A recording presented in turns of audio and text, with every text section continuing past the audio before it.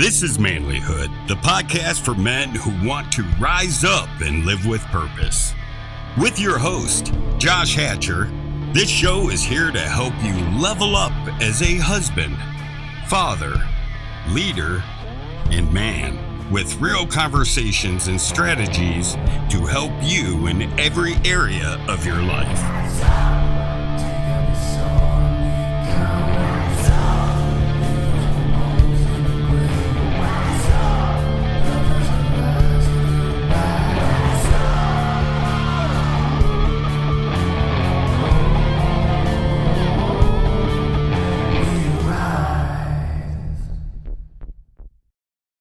Gentlemen, welcome to Manlihood. I'm your host, Josh Hatcher, and today's guest is Ryan James Miller, and he was on the ground listening to Jason Aldean when the shots started ringing out in Las Vegas in 2017. And that trauma opened up a world of other trauma. He lost a good friend, and it completely wrecked him, but it revealed to him that he was already pretty messed up inside. So since then, he has become a faith-driven performance coach. That sounds like a stretch. Like what? What happened there? No, he started working through the heart stuff that really got exposed as he started working through his trauma. He started working through the what in the world am I going through here? And he realized, man, I've got some stuff. Started working through that stuff and realized I'm here to help other people. That's a powerful thing. And Ryan is going to talk to us about that today. And I'm telling you what, this dude is awesome. His story is awesome. His book, Wounds, is awesome. And you're going to want to hear from him. Plus, we talk a little bit about the conspiracy theories surrounding the 2017 Las Vegas shooting. I can't believe I got him to talk about that, to be honest with you. Honestly, dude, like I was nervous because I'm like, I don't want to ask him about that, but I kind of do. He was open to talk about it. That's a big deal. Like everybody wants to know about that. And he was like, yeah, I'll talk about it. So we talked about it. So we're going to get into that with Ryan in just a minute. But first, look, if you're listening to this podcast today, you need to know something. We've got more content for you. It's at Manlihood Plus. And you can access Manlihood Plus through YouTube and through Spotify. And that is where we share with you the best content that we have to offer. We have bonus content. We have stuff that I'm creating and putting out there that helps you as a man level up as a man. Stuff to help you break through the mindset, break through the struggles, stuff to help encourage you day to day to help you say, I can do this. I can be a better husband, a better father, a better leader. I can get my head on straight.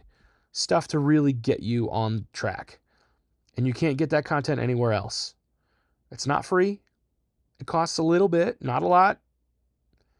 And you can subscribe to it. You can subscribe to it through YouTube and through Spotify. So let's do it. All right? It's real simple. Just go there, click subscribe, and you might even have your credit card information already in there because you're probably already paying for Spotify. So you're just going to pay just a little bit more. Or if you have YouTube, you probably already have your Google account and you probably already, it's just a little bit more to get some great content and to help support Manlihood. Let's do it. Okay? Okay. Thank you. Let's make it happen. All right. Without further ado, let's talk to Ryan James Miller. Ryan, welcome to Manlihood. How you doing, man? I'm good, Josh. Thanks for having me, man. No problem. I am so glad to have you on the show. I caught you on another podcast that I do some production work for and was very excited to hear your story and the work you're doing. And I think we can have a really awesome discussion today. So I'm really glad to have you on. The guests are going to determine whether or not that's the case. No, man, I think everybody's gonna appreciate what you're working on. So why don't you why don't you tell me a little about yourself and what you do, and we can break it right down. Yeah, no, it's cool. So love Jesus. My life was radically transformed back in 2006. I'd been married for 4.5 years, and had a 3-year-old daughter. Nearly slept with another woman and would have destroyed my marriage, and unbeknownst to me, by God's grace, did not. As a result of that, was driven into church 4 days later, came to faith, and so that was the beginning of the rest of my life. I've been married now, thankfully, for 23 years, so super cool to be able to say that. And my wife is my best friend. I spend just more time with her than anybody else, and I'd rather spend every day with her than with anybody else. I've got 2 daughters that are 22 and 15. I'm proud of the fact that they don't just love me, they like me. And so we spend a lot of time together. We're very, very invested into each other's lives, and just super cool. Outside of that, fitness is important to me. I CrossFit 5 days a week. I try to run 4 or 5 miles on a Sunday afternoon just to kind of keep myself healthy at 46. I feel like I'm in the best shape of my life, and so I want to keep it that way.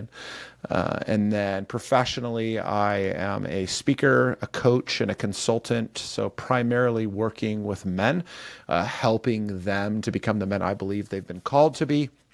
Better husbands, better fathers, and as a result of that, they're going to be better professionals in the business world. And so we're typically trying to help them make more money, generate revenue in their business. And so I've had a lot of fun doing that. I was fortunate to publish a book last September called Wounds: How Hurt, Heartache, and Tragedy Become the Keys to Unlocking Greatness. And that was the result of a lot of trauma in my own life, and really taking from, for those that are familiar in the Bible, in the book of Genesis, there's a verse that says, what man means for evil, God means for good. And so through 9 pretty significant seasons of my life that either I did or somebody did to me, good came from that. And so that book is a journey through that. And so I've been getting to speak on that, share that with other people. And so it's been a blessing. And yeah, man, all in all, I love what I do. I can't thank God enough for the opportunities I've been given. And I used to be told in school that I talk too much, and I got in a lot of trouble for that. And now I guess today I get paid to talk too much. So it's kind of cool.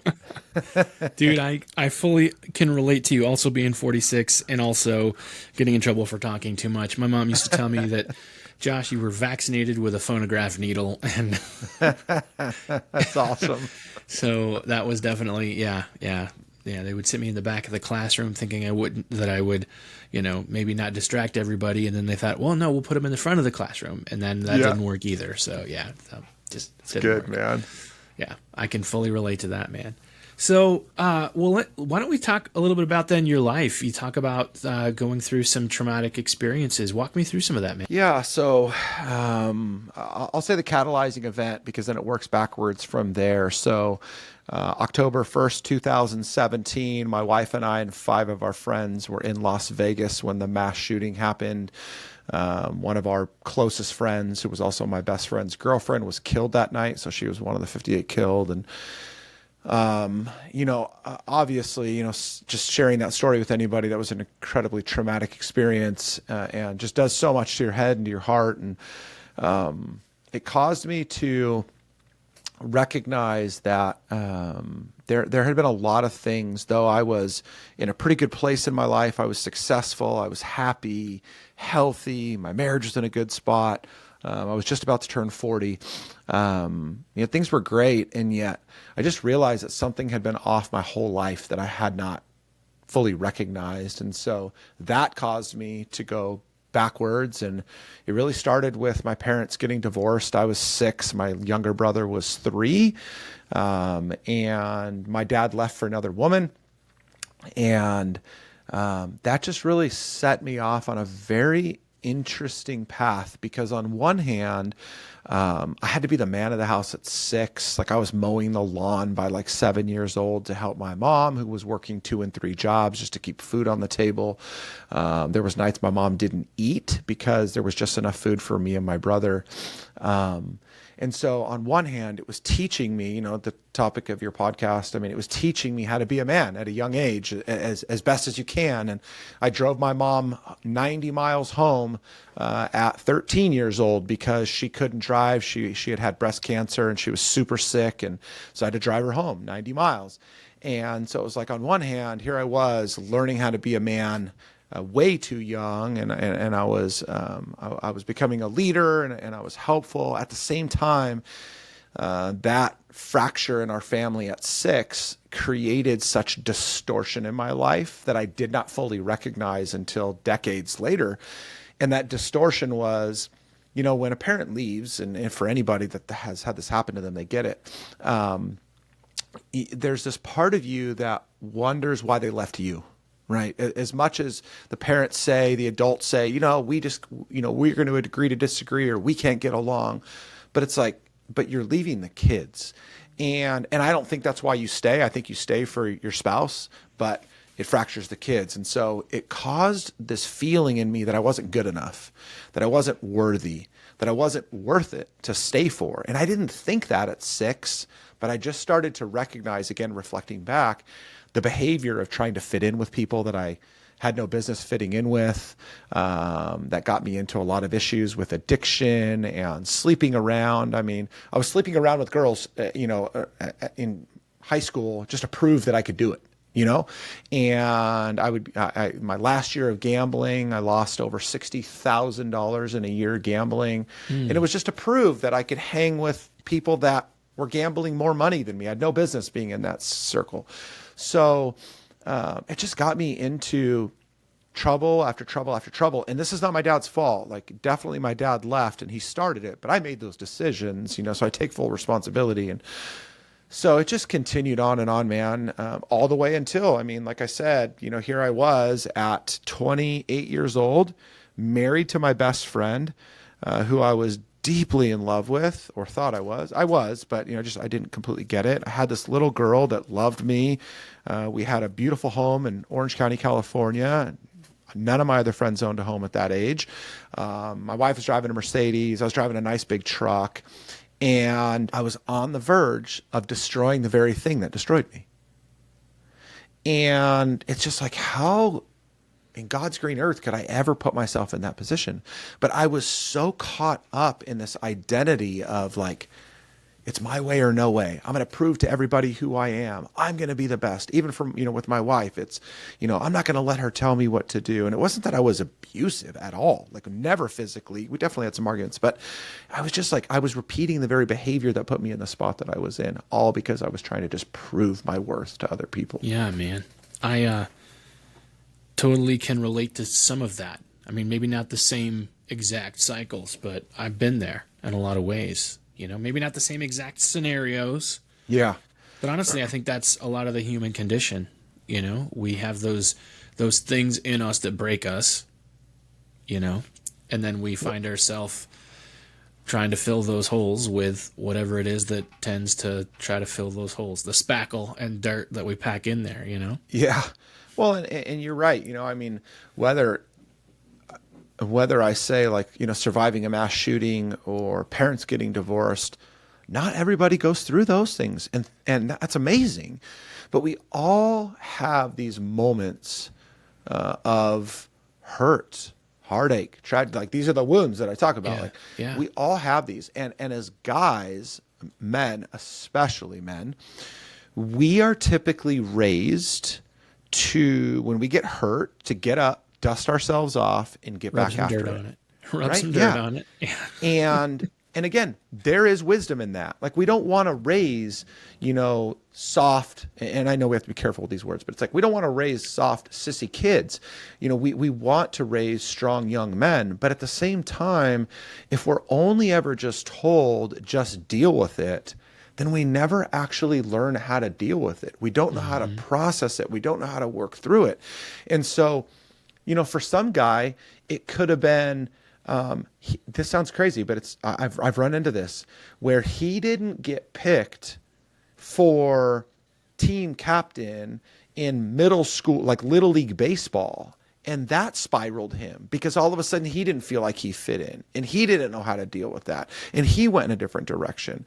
Or maybe, he was always getting good grades and he finally got a bad grade, and that bad grade sent him into a spiral, and He didn't know how to deal with it. Like, men just are not typically equipped from a young age to deal with these hardships, to deal with these struggles, to deal with these challenges.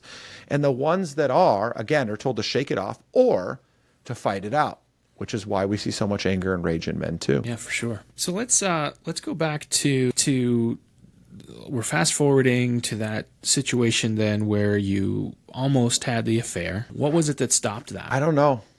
I honestly, I don't, because my memory is a little bit shaky, but I can definitely remember. So my wife and I had been fighting on and off for months around just money, stupid stuff. And I mean, important stuff, but stupid stuff. And, the divorce word had been brought up a few times.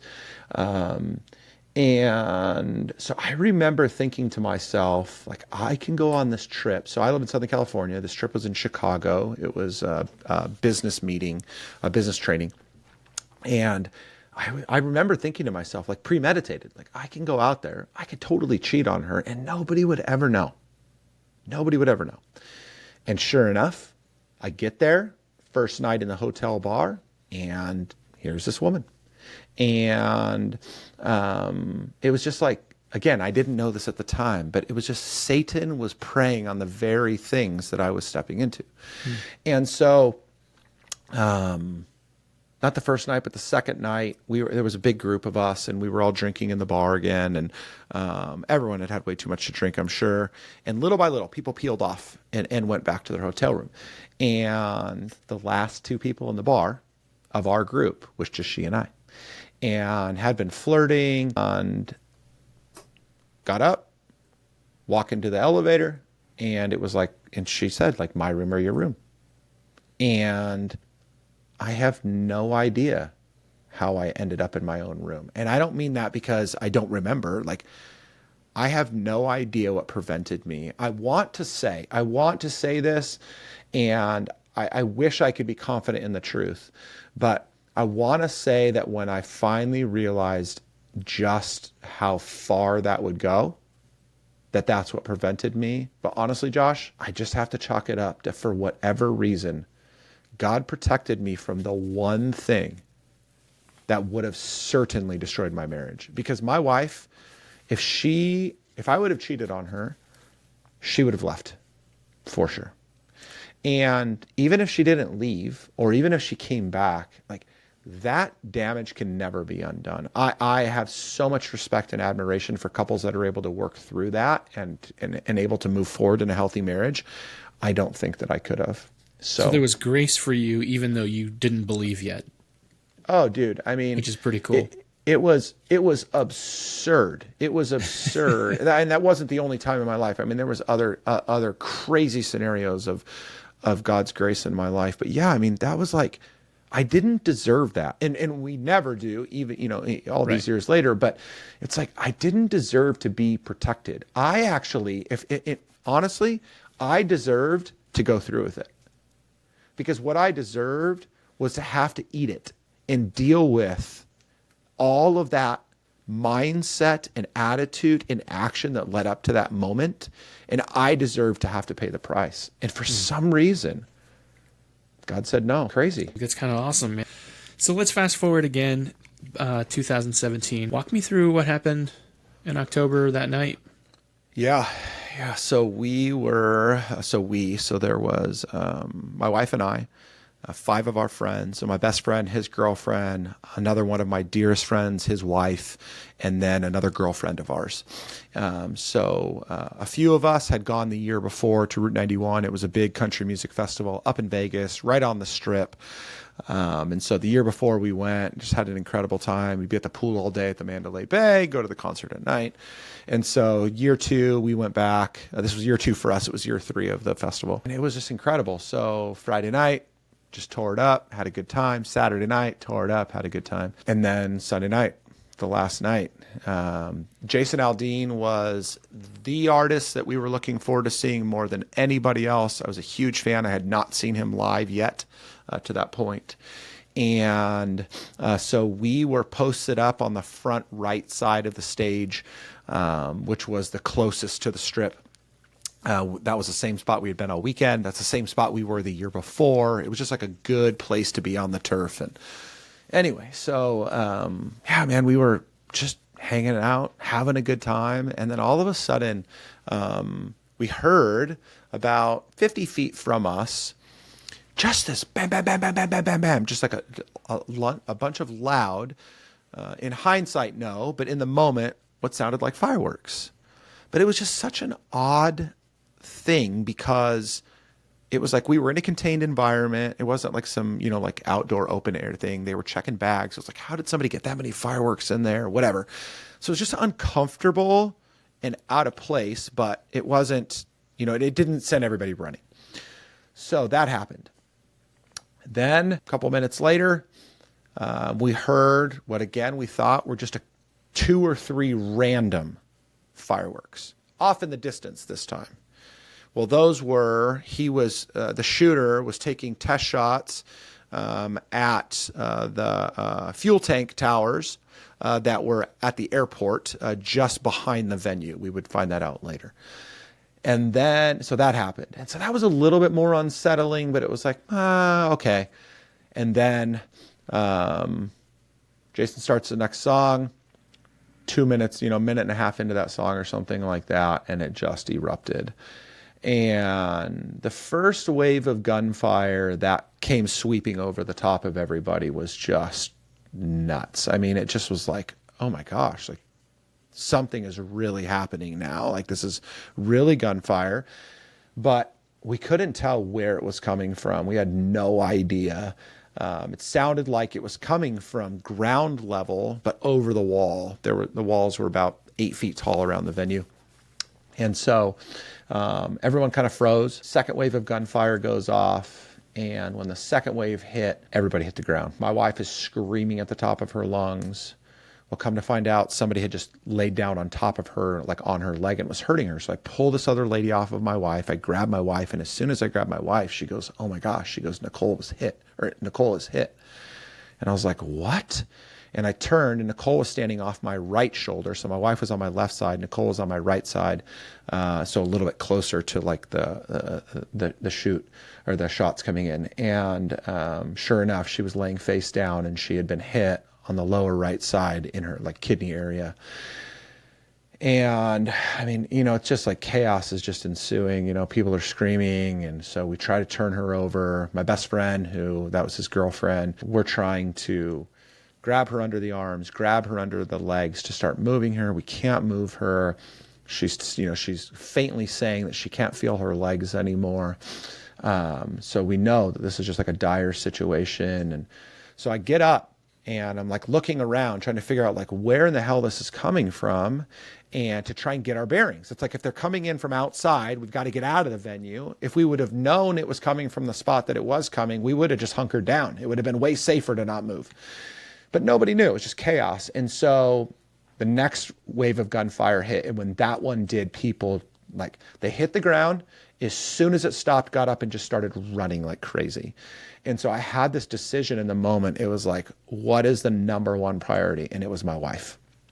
So I grabbed my wife, and I'm like, I'm not letting her go. And we tried to move Nicole one more time. We could not move her. And so we ended up moving off to the side, my wife and I did, and just hiding down below a couple of bleachers that were about like 8 rows tall. It wasn't even that tall. And the whole time, I mean, shots are going off.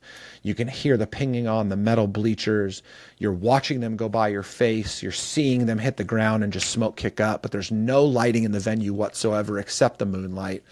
My best friend, Chad, he's still standing out over the top of Nicole, like not moving. Apparently he had, taken a finger, tried to plug the bullet hole to stop her from bleeding, but just could not stop because it had just ravaged, her internally. And so over the course of the next, I don't know, it was probably like 6 or 8 minutes, my wife and I slowly moved our way towards the back of the venue, and then realized that they had closed off that whole side of the venue. And the only way out was across an open football field, basically, to the other side. And it was wild, man. I mean, I just remember just looking at her, and I'm like, all right, like, this is it. Like, this is our only choice. Because if they're coming in, we got to get out of here. And so I grabbed her and we ran. And I don't know if anybody's ever felt this, but I would learn later what this is, but there's these moments when your adrenaline is pumping and your heart is pumping so hard and your adrenaline is so high that it sucks all of the moisture out of your whole body. And so I was trying to swallow. I could not swallow. I did not have any more, it was just crazy. Like I felt like I was just like expiring. And we're jumping over, bodies on the ground, chairs on the ground, coolers everywhere. It was just an absolute catastrophe. And eventually we made our way to the other side of the venue as shots continued to go off. And then out the back of the venue and on into the Tropicana, which was where we were able to hunker down. But I mean, even in there, it was just an absolute nightmare because, people that were shot had run there. And so there's blood on the floor. There's blood on the walls. There's just people screaming and freaking out everywhere. We were still freaking out because it's like, are we under terrorist attack? Is there, 500 people coming in? And is this like an invasion on the city of Las Vegas? Like what's going on? It was not until probably, I don't know, an hour later, probably, that the U.S. military came in. So they'd called them in from the local base, and those dudes walked in, fully uniformed up, rifles on them. That was the first moment of partial peace I had felt for maybe hours, because I felt like finally, we were in a safe spot, at least protected from what was going on. But it was freaking nuts, man. I mean, it was absolutely insane. I'm sorry that you had to go through that, for one thing. I'm sorry that you lost your friend. Thank you. Dude, the trauma of that alone, that experience it's got to be horrifying. Yeah, it's like, obviously, or maybe not obviously, people that don't go through it, but like the days, weeks afterwards, I mean, we just didn't sleep, and a door would slam and you would jump. You try to close your eyes to go to sleep, and it was just seeing everything we had seen. You'd fall asleep, and in the middle of the night you would just hear it all over again.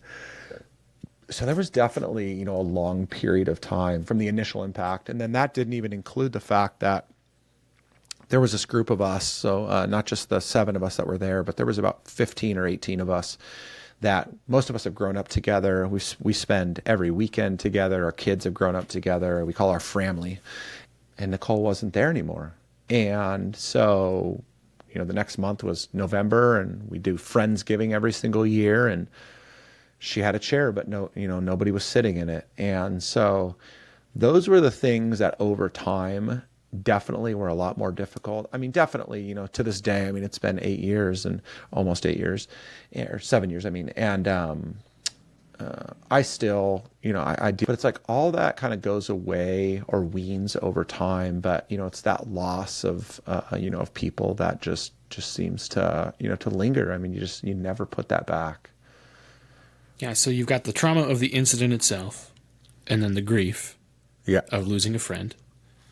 And then from the sounds of it, as we've talked from before of it, then you've also got then the primary traumas of life that it kind of has dragged up. That it's kind of reminding you that, oh, this is not just about that. Yeah. Well, so, life goes on, right? Like that's right. The other thing too, is like, 2 weeks later I went back to work and you just got to deal with that. And, as much as your coworkers are sweet and gracious as best as they can and understand to be, and as much as clients want to be understanding, I mean, eventually just the world keeps spinning, and I understand it. And so the next time you lose a client, or the next time something doesn't go your way, or you get into an argument, like all these things just keep kind of coming back up. I will say that one of the things I've been most grateful for, and again, this is just one of those, I have no idea whys, but there are people that I know, not personally, but know of, that were part of the 22,000 in attendance, that still struggle to leave their house today, 7 years later, like still struggle to go outside. I don't deal with that.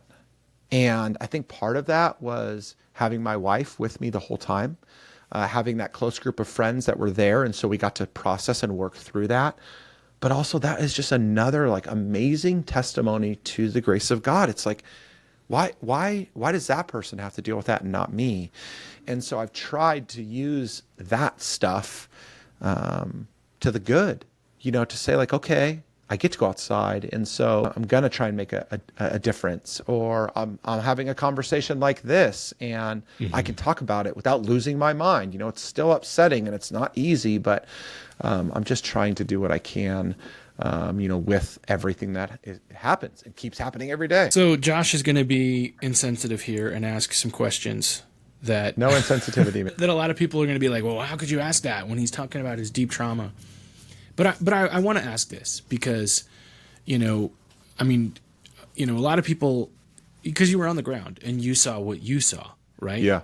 A lot of people look at that story and they see like, there's a lot of stories that have circulated after this event about what happened. And there's a lot of questions because we still don't have an answer as to what the motive was of Stephen Paddock up there. And there's a lot of questions about who that guy was, his associations, right? How did those weapons get up to his hotel? There's a lot of questions. Yep. And a lot of conspiracy theories to try to answer those questions. A lot of questions about how many shooters there were. Yeah. And I can understand why, because when you describe that event, I can see how much confusion there was, right? Yep. So in that kind of confusion, there could be a lot of different answers, right? Yep. So when you hear all these conspiracy theories, what do you say to those? I'm not going to even try to answer all the conspiracy theories, but what do you say to that? So what I'd said at the beginning was I didn't care. I didn't want to hear it. And it wasn't because I was trying to ignore it, but because it just didn't matter to me. And then, as time has gone on, and I think particularly in 2024, with so many conspiracy theories turning out to be true, I think that we have to give at least some attention to what we can. I think the danger is, I want to preface it with this. I think because there have been so many things labeled conspiracy that have turned out to be true, that I think that has done something to our mind, which causes everything to come into question. And so I think there's some danger in that. So I do want to preface it by saying that. Now, all that said, here's a couple of things that I would be pretty dang confident to say. I have heard conspiracies that there was shots coming from helicopters. I would put my life on the fact that did not happen. So there was, no evidence whatsoever. I mean, we were on the ground looking up in the air trying to find out where things like, no way. Right. So like that drones flying through the air and shoot like there, I've heard some nuts stuff like that. So I just think that's wild. There has been a lot of talk of multiple shooters. So I said that we ran to the Tropicana, which was about half a mile from the venue. And we ended up at first just inside the casino. So we were on the casino floor. I mean, there was like slot machines turned over, tables turned over, because when the shooting went off, like people must have yelled in there and freaked out. So we were in there. And then they're like, okay, you have to leave. It's all safe. You can go. So we go out the front to the valet area. Somebody dropped a glass, just a glass cup. Somebody yelled shooter at the top of their lungs and people scattered like crazy. So there have been reports since then. I've seen a lot of the call maps and stuff like that. There was a shooter at the New York, and there was a shooter at... I am pretty confident in saying, again, there's no proof to this, and I wasn't at all those places, but when you get into that state, some people just cry wolf for the sake of crying wolf. Other people get startled and freak out. I mean, herd mentality becomes very real when people are running for their lives. So those types of things I would say are crazy or verge on crazy, and I may offend somebody, but I guess I get to do that because it's my story. The things that I do feel like are quite questionable still today. Do I believe that one guy could take an artillery up to his room undetected? Possibly. But do I believe, am I comfortable with the fact that the guy with the artillery stopped shooting 30 minutes to an hour before he shot himself for just no apparent reason doesn't make sense to me. Do I believe that a guy with a full artillery that was looking to do damage to so much all of a sudden decided that it was just over and he wanted to shoot himself instead of getting into like the most insane gunfight down that hallway? I'm not comfortable with that either. The security guard that was the savior to everybody and then disappeared off the face of the earth doesn't seem to make sense to me. The fact that the girlfriend or whatever it was to him was kind of implicated and then she just disappeared off the face of the earth, it makes no sense to me. So I've heard stories of one of like the Saudi princes was in town and this was a diversion to the assassination attempt on him. It's like, I don't know, but I will say I think I could be confident in saying like the story we have been told, which is this one guy with no real history other than checking out a couple of venues leading up to that, accumulated all these weapons just to go up and shoot at a concert with no other motive. I don't buy it. Was he I'm gonna get in trouble for this one, I'm sure. I'm like running for school board right now, so this stuff gets like spun so quickly. But do I believe that the government had some involvement with what happened? I believe it's possible. Do I believe that there were other people and things at play, even if they didn't have a finger on the trigger as that was all happening?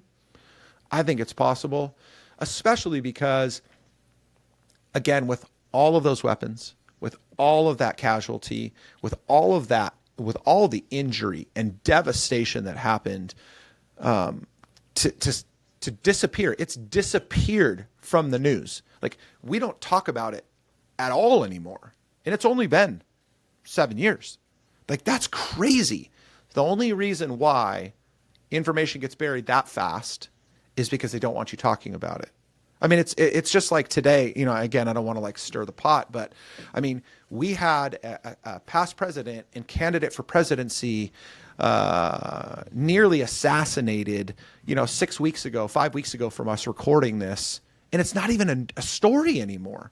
And the only reason that happens, part of that is the news cycle is just like, it's what's next. But I also think the other big problem is when they, and I'm just going to say, some group of people out there doesn't want us to think or know something anymore, it just starts to get pushed away. And I think that the farther that something like Route 91 gets pushed away, the less people ask questions because we're just on to the next devastation. Yeah. Yeah. That's kind of my thought on the whole thing too. By the way, the Stephen Paddock previously worked for DARPA, which is also a very,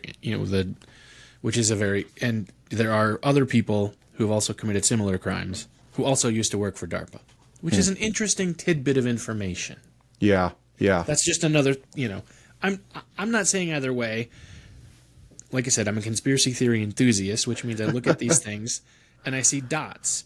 I don't know that they're all connected. Yeah. I just see dots. Yep. That could connect. That's my take on it all. So I know what you mean. I guess I don't want to say it's no different. It's very different. But, I remember growing up and, seeing stories of, I'm just off on a tangent, but sorry, I remember I didn't mean to get you off too far. No, you're fine. But, I remember seeing stories about, the JFK assassination and, we're going to get answers on that soon. Yeah, I hope so, really. And it was crazy to think, when they said, oh my gosh, what Lee Harvey Oswald wasn't the shooter. And so that was like the crazy thing. And then I remember hearing just like a whisper of something having to do with the government. And I thought, that's crazy. Like, there is no way. And now, today, on record, I would say, and I'm just one voice and I don't matter, like, the United States government absolutely had that guy killed. Like, there is just no question about it, and then had his brother killed later. So it's just, as time has gone on, again, it is causing us to think and see things differently. I am just afraid. We talk about this as a family all the time because I'm raising two kids, into, young women into society today. And it's like, I just want to make sure that we don't become conditioned to believe that everything is a conspiracy. Right. That there is a motive behind everything, but that there is not ill motive behind everything. Because, even in the government, it's like, there is an elitist group of people that are controlling a narrative, but not everybody in the government is like that. Right. In society, same way. And this might not be that. This might be exactly what it looks like. The question is, why don't they have an answer for it? Right. Absolutely. That's my biggest concern. Because if it's just what it looks like, why don't we know why? That's my concern. Like if it's just what it looks like on the surface, why can't you tell us why the guy did it? Nope, absolutely. That's what a sad state of affairs that we live in again, that this is what it's come to. Right. So anyway, I know that's not the most important thing that we have to talk about, but I figured I'd love to ask somebody who was there what he thinks about that. And so that's why I wanted to bring that up. But, and I appreciate you being willing to go there because, of course, I figured somebody with some skin in the game would be, at least have some thoughts on it. But absolutely.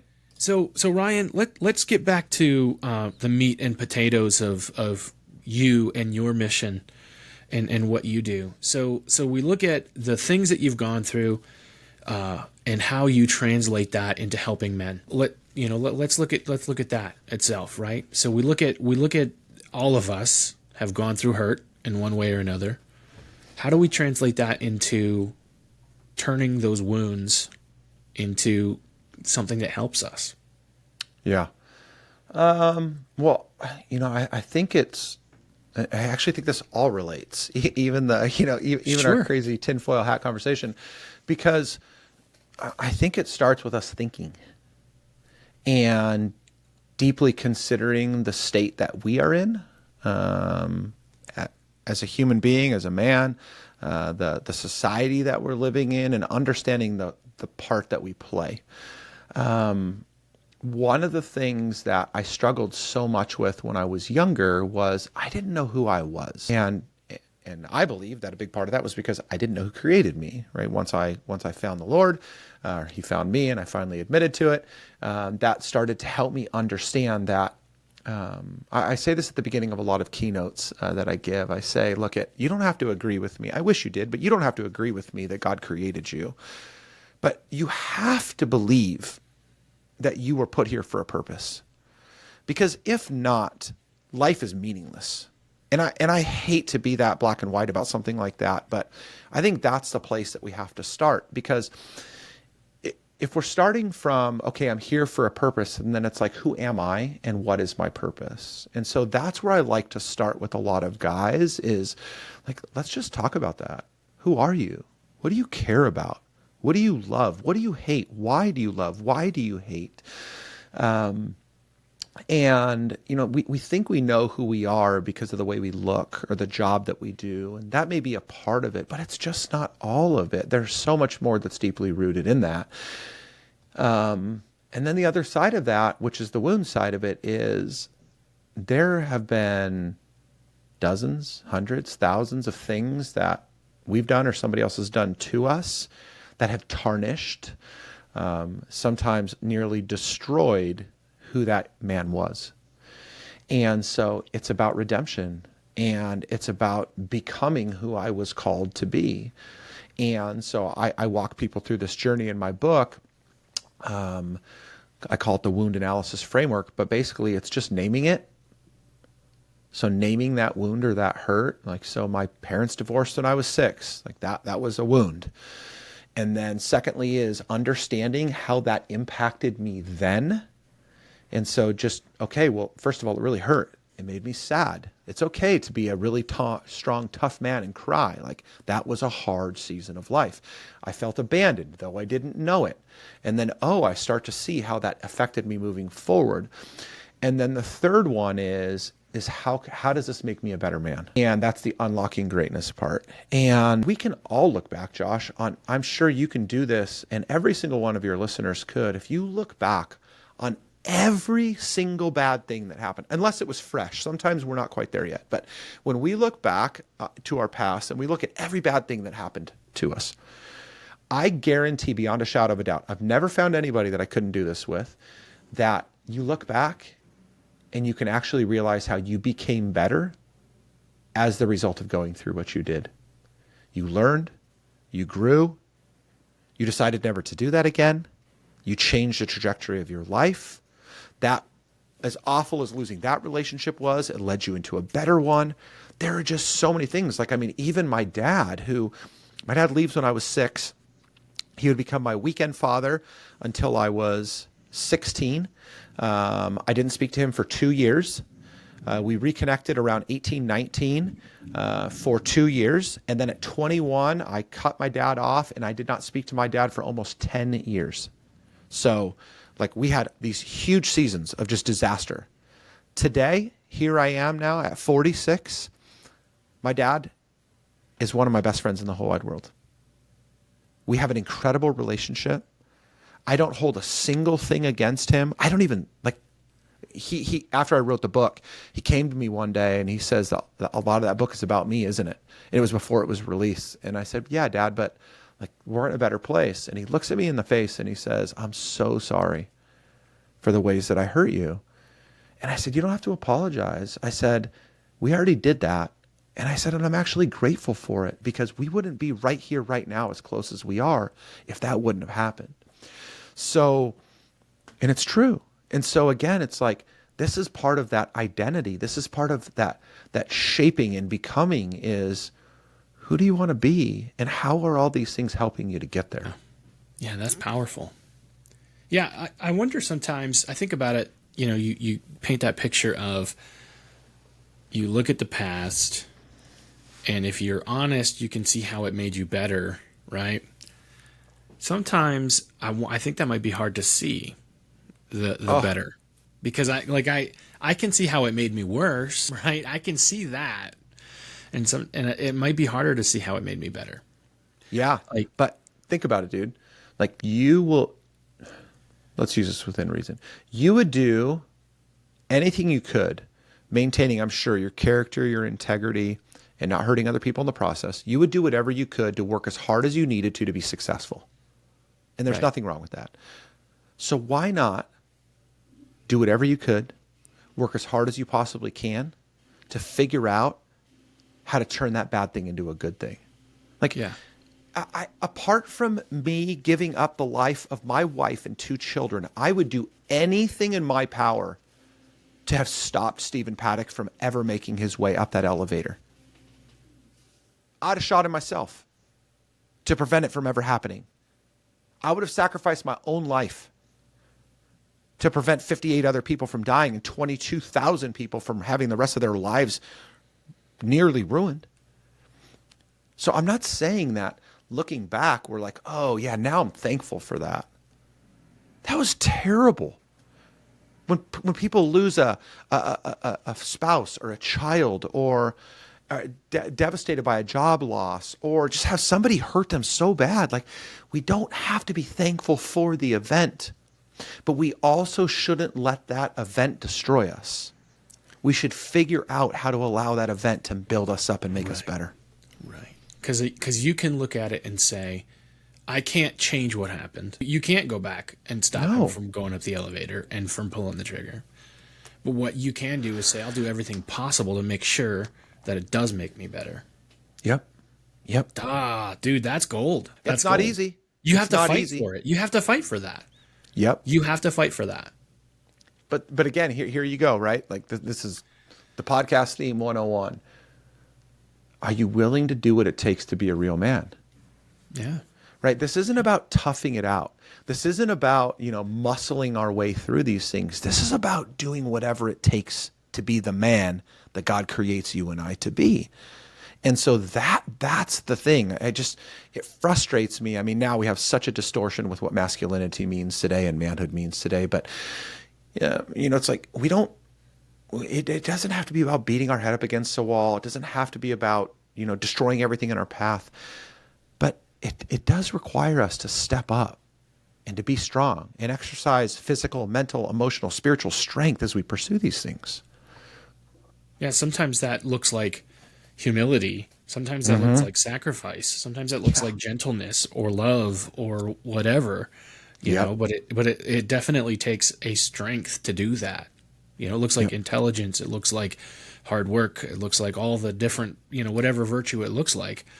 But it takes something that you have to put into it to turn that around, to take that negative and turn it into something positive. Dude, Absolutely. You gave me something to be thinking about here, man. That's good. I try. That's your job, right? Wow. That's powerful. See here, I've been sitting around just moping about all my problems, and then Like I said, man, it ain't easy. And, these things are, I believe, these are lifelong journeys. Some of them we figure out a little bit sooner than others, but this is all part of life. I mean, I don't want to waste my life in menial space. I don't want to waste my life figuring out how to hack the 8 hours a day I have to work or something like that. Like, fine, I'll do that. But I want meaning. I want impact. And I can't truly be meaningful. I can't truly impact people around me until I've grown enough myself to understand how to do that. And so, that's why to the men in my community, that's why I just briefly mentioned, I'm running for school board. That's why to every child in our community, I get it. I don't get all their problems. I don't get everything they've gone through, but I understand what it's like to be confined to the wounds that we've experienced. And that's miserable. And I will do whatever it takes to help them get out of that and provide a better way forward. So those are the things that I try to fight for. yeah, man. And I think that's a good place to start with it too, because, that role in particular, I think our education system needs more people to get involved and to speak their voice and to speak truth and to fight for those kids to make sure that, I think education needs people involved who actually give a rip and making sure that it's not just, whatever the soup du jour is being served, and that it's about the kids. So yeah, good for you. We're trying. Yeah, good luck. I can't vote for you because I don't live in your county, but Yeah, you do not. oh, that's awesome. Ryan, I like to ask all my guests a few questions. So the first question, and I think you may have even kind of answered some of it, but let's see what response we get to this.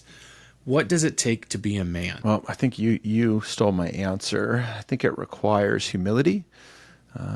I think it requires integrity. And I think that it requires us to understand that the two primary roles we have been created for are to be providers and protectors. How you work that out looks a little bit different for each guy, but that definitely for those that have a family, first and foremost, is to do that for them. But then to look at the world around and see how we can do that for those around us too. Good answer, man. All right, let's say you can get your hands on a DeLorean with a flux capacitor and you can get it up to 88 miles an hour and you can go back in time to visit 10-year-old Ryan Miller, which I'm assuming is going to be about 1988, I think. Sounds about right. Yeah, that was it.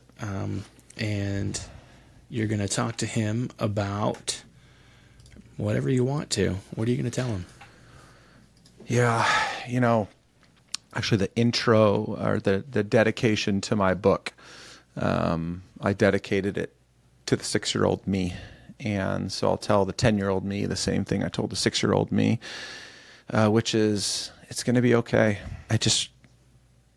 We face so many things and we make lots of stupid decisions and things don't go our way and we get really hurt and we really hurt other people. And it's just not all we hope it to be all the time. And yet for me, I would tell me that it's going to be okay because God is ultimately in control. And he's going to save you one day. He's going to show you who he is.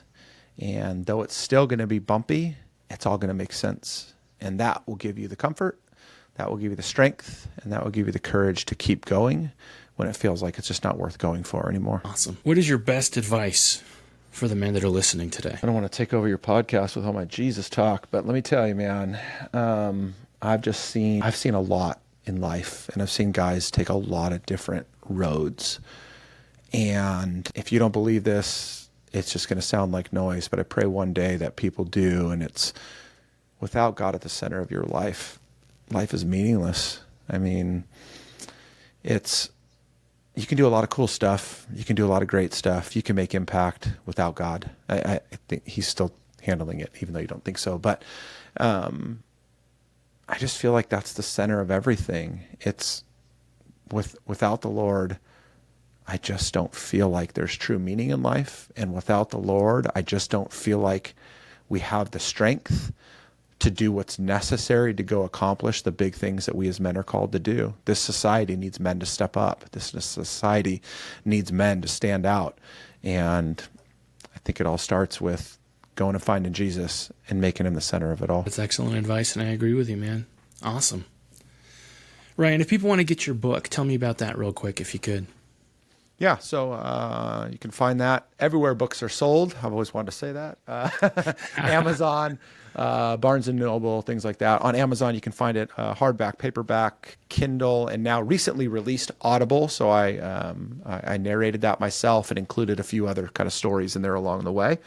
So you can find that on Amazon. Wounds, How Hurt, Heartache, and Tragedy Become the Keys to Unlocking Greatness by me, Ryan James Miller. Or you can go to my website, the book's website, which is woundsbook.com, WOUNDSBOOK.com. Awesome. And then if they want to connect with you on social media, what's the best way to make that happen? Yeah, the two best places are LinkedIn, Ryan James Miller, or on Instagram, it's at the Ryan James Miller. Either one of those. I love to have a lot of fun in those places. Awesome. We'll make sure to link up with you on our show notes as well. So if you're listening to the podcast on Apple or Spotify or watching on YouTube, just check the show notes and we'll have links there to connect with them. Ryan, I really appreciate you taking the time to talk with us, and even the few moments of tinfoil hat stuff. I really appreciate it, man. And you're a great guest, and maybe we'll have you on again sometime in the future. That'd be awesome. So I appreciate you, man. No, thanks, Josh. I appreciate it. Awesome. Thank you. Ryan, thank you so much for talking with me today on Manlihood. I really, really, really appreciate you taking the time to hang out with me, to put on the tinfoil hat and talk about what happened that day. More importantly, even just aside from the conspiracy theory stuff, just to tell me the story of it and to hear your perspective of it. And even beyond that, on a more practical level, to hear how you've overcome it, how you've turned that into fuel to help change your life and to help other people change their life. That is amazing. And that's what we can all take away from this, is that our tragedy is meant for something good. Thank you for helping me see that that pain has a purpose. Thank you, man. I appreciate you. For anybody listening, make sure you go check out his book. Just grab it and read it and share it with a friend. Buy an extra copy. Buy 2 copies of Ryan's book, one for you and one for a friend. Just go do it. It's worth it. All right, guys. Make sure you check out Manlihood Plus on Spotify and on YouTube. Go buy a Manlihood shirt at manlihood.com/store. Get a shirt or a hat. It's a great gift for yourself. You know what? Tell your wife that what you want for Christmas and what you want for your birthday is a Manlihood hat. And just send her the link. Say, this is what I want. And then she can buy it for you. There you go. Anyway, guys, I just want you to know I love you. I'm proud of you. And I'll see you next time. Thanks for being part of Manlihood. Now it's time for you to rise up and take action. Join the Manlihood Man Cave, our free Facebook group, and connect with the other men on the same journey. Don't forget to subscribe, leave a review, and share that episode with a friend. For more, visit manlihood.com.